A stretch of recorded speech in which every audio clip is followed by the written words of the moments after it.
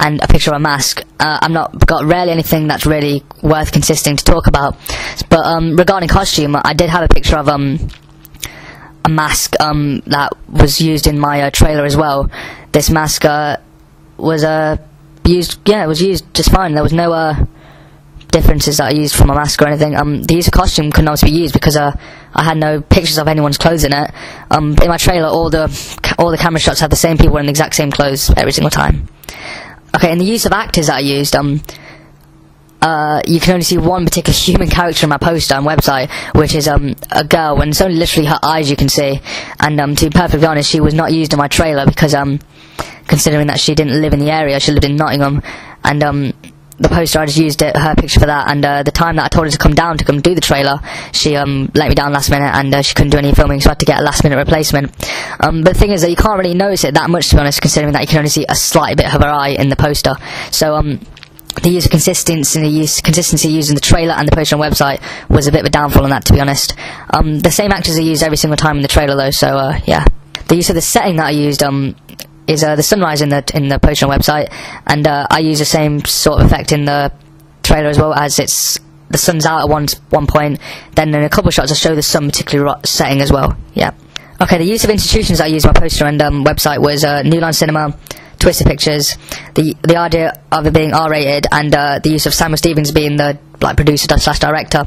In my trailer I've done the exact same thing. I've used New Line Cinema, I've used Twisted Pictures, I've shown that it's R-rated. Sorry, I've not shown that it's R-rated at the end of the trailer. Yeah, and the use consistency as well is used when the text of Silent Massacre comes up, we use as the title. It says a film by Samuel Stevens at the top of it, which is obviously the main consistency I was looking for.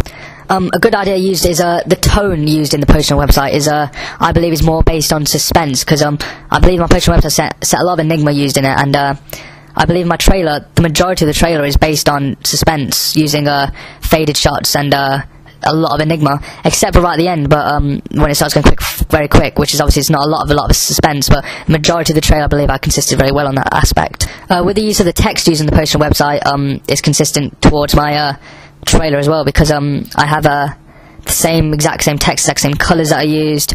I've used the exact same I've used the same website that I was mentioned in all of them. The consistency overall, I believe, was quite well, because there are only a few aspects that were used that weren't that consistent, but the majority of it was quite well, I believe. The use of isolation is the main thing in my poster and website, and the use of isolation is, I believe, is used quite well in my trailer as well. So that's the main consistency that I used as too. Question 4 was, how did you use new media technologies in the construction, research, planning and evaluation stages? In a nutshell, the media technologies I used was a camera, a tripod, a boom microphone for filming. For my, then I used Photoshop, Final Cut, Microsoft Word, GarageBand and Internet to make my website and poster. To be honest, the camera was difficult to use at first because I found it difficult to, particularly with the taping, but I conquered that obstacle. I sometimes taped over footage and had to refilm a few times. I always find it difficult to use a few settings on the camera, like the microphone settings and stuff like that. The Apple Mac particularly was a new thing for me this year, because I've never used an Apple Mac in my life, and getting used to that was quite difficult, to be honest. Using the tripod was fairly simple. Placing it in certain areas, I'd say, was the only problem that I'd say, like making it seem consistent with that. Boom microphone was fairly simple to use. I only have to switch it on and off, to be honest, so there was no difficulty with that. The only slight difficulty was finding out which wire goes where, but that was easily resolved. The actual filming stages that I used was quite hard, using the right weather, it was either too dark to film at certain stages, getting the right cast with everyone to meet up at certain times, so we all had certain plans on certain nights. The refilming was very long to do as well, so that was a big thing. Getting people to wear the same clothes every filming session was quite difficult, but it was easily conquered. There was one instance when I was wearing the wrong type of jacket, and I had to walk all the way home to go get it, which was like a 20-minute walk, which stopped down the production quite vastly. Also, when the clocks went back as well, it got a lot darker a lot sooner, and it was obviously, considering sometimes that I finished at 5 o'clock on certain days, it was already too dark to film at certain times like that. Using Final Cut to actually edit my trailer and everything was a new thing for me, considering I've never used Final Cut in my life. I only recently discovered that in certain films they've used Final Cut to do it, so it felt quite professional, to be honest. Getting the New Line Cinema logo, I simply just went in a media folder that was already installed into the hard drive and just copied the file onto my particular trailer. This is also done for the legal information and the Twisted Pictures thing. The cut tool was used to make shots a lot quicker, and so I could place certain shots to certain aspects or get rid of certain shots that I really didn't want. I used certain aspects like a sound bridge that made the sounds flow a lot easier and didn't stop, start. The repeating of sounds that I used was used for my quick shots, was when I used a bang sound that would go bang bang like a lot quicker basically, and it would make it seem a lot scarier.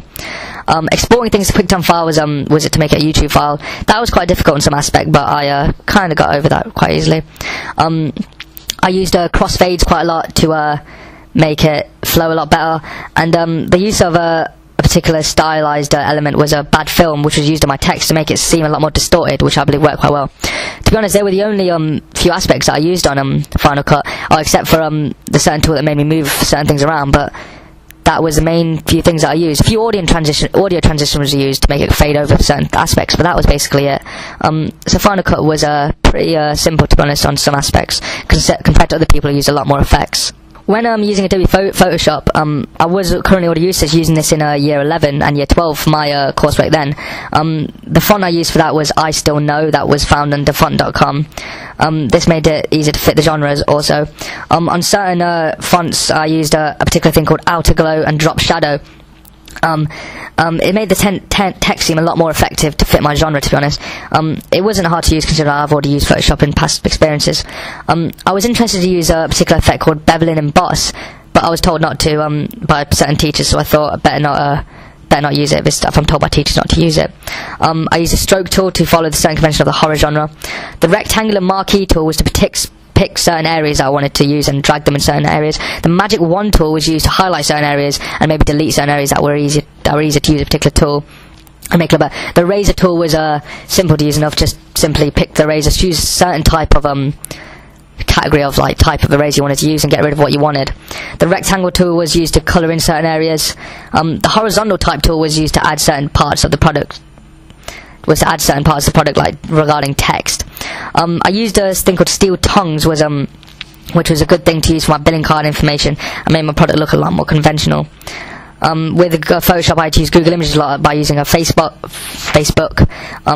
IMDb, MySpace, New Line Cinema, Twisted Pictures to get those particular products into my website poster. I used a particular thing called GarageBand for my music. That is, which was the first time I've ever used this as well. The sounds I used was Heartbeat. This was used to add intensity. Drone Air, used to add suspense. Drone Angelic Mystery, used to make sense of mystery, obviously. Horror Abandoned Factory 2. This was used to add silence but scary wind. I used the reflection of music. It was like a piano, so it was linked in with a Halloween film. I used a thing called Pulse, and the certain genres that you picked it under was the genres that I picked into the music was dark and intense. So picking the music was fairly easy, dragging the files onto it. A difficulty I would say was like exporting it onto my actual Final Cut by sending it into iTunes and stuff like that. But that was easily used by help from the teachers and all that. The internet was a big point, obviously, because I had to get certain text and images that wasn't already installed on the Mac itself. Google was a big help for me, as obviously that was a really good search engine to use. I used the font for my Silent Massacre text itself, and I used Facebook to get some audience feedback on my particular trailer, because I posted it on Facebook and I got a fair few comments to help what I could learn better next time if I was going to do this again.